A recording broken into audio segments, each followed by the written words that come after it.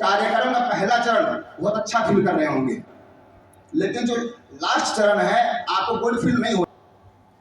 नवम में गुरु था, नवम में गुरु था जो कि कार्यक्रम को सफल कर देगा, लेकिन वापस पंचम भाव में राहु था। उस समय की आप कुंडली बनाइए, आज 12:05 शुरू हुई, तो ये हो गए। इसके बाद जन्म कुंडली आप देख लिए, दशा आदि देख करके। इसके बाद उसके षोडश वर्ग भी हैं, हम लोग आज उस पर ध्यान नहीं दे रहे। फटाफट हमारे पास यजमान आया, जन्म कुंडली देखी, दशा देखी, हमने फलाफल के दिया, नहीं, षोडश वर्ग पर ध्यान दीजिए ना, वह कुंडली पढ़िए। इसके बाद आता है प्रश्न कुंडली की बात।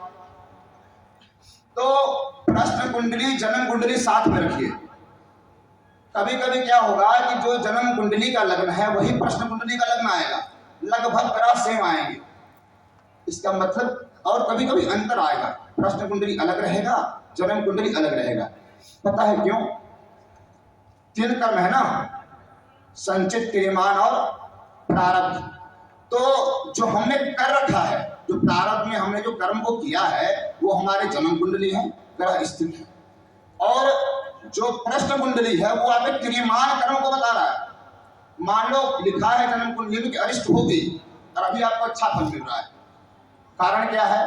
कारण है कि आपके क्रियमान बड़े अच्छे हो गए हैं, इस कारण आपको वह अरिष्ट नहीं मिला।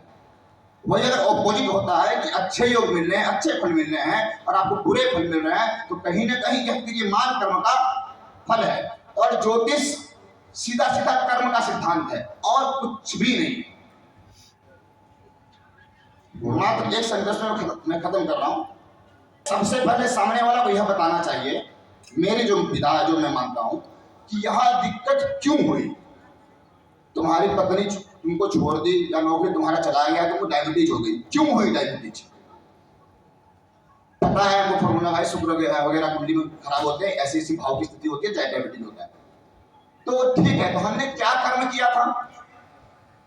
तुम पूर्व जन्म में तुम्हारे घर की जो अग्नि कौन है वो डिस्टर्ब है, तुम्हारी महिलाएं संबंध अच्छी नहीं है, या तुम पूर्व जन्म में महिलाओं से गलत व्यवहार किए हो, कुछ अपशब्द बोल दिए हो, तुमको दोष लगा, इसी कारण तुम्हारा शुक्र खराब हो गया। सिंपल है। तुम पूर्व जन्म में बड़े राजा थे, तुम्हारे नौकर बहुत सताए, तुम्हारे सही गड़बड़ हो गए। आज इस समय उसका काम करो, कर्म विपाक संहिता को पढ़ो और उसके हिसाब से तुम उपाय करो, तुम्हारा कार्य ठीक हो जाए। सीधा सीधा कर्म का कर्म ही है। ज्योतिष शास्त्र मतलब कर्म फल बताना ही है। बात तो बहुत सारा है, मतलब कुछ